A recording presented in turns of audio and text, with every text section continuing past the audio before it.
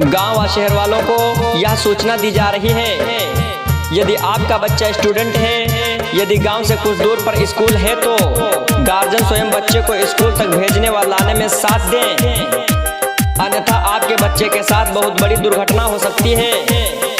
Police द्वारा यह सूचना मिली है, कुछ गुंडे मवाली 400 से 500 के करीब बाहर से आए हैं। बच्चा सबके राखी अचरा के छाँव में, अचरा के छाँव में, बच्चा सबके राखी अचरा के छाँव में। भौजी है, भौजी है, भौजी है किडनी चोर याबे लगल देखो गाँव में। भौजी है किडनी चोर याबे लगल देखो गाँव में, देखो गाँव में। बच्चा साहब रोज खेला पिपरा के छाव में, मर कथी सोच के है किडनी चोर।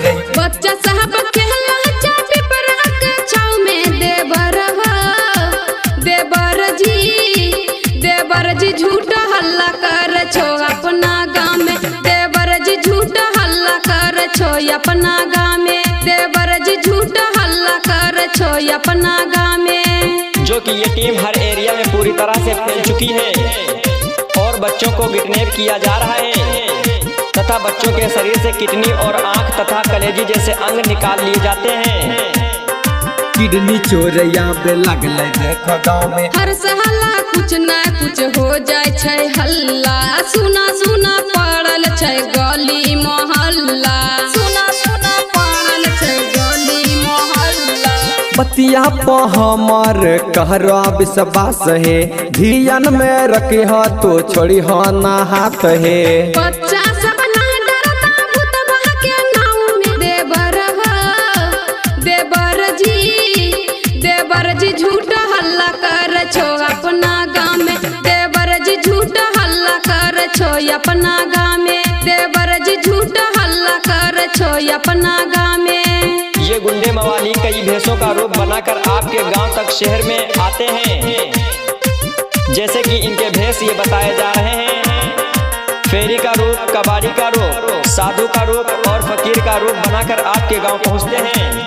18 लाख दे छै बच्चा के दाम है, ले जैतो बेटा तो करी हो आराम है। ले जैतो बच्चा ना तो हवा पियो।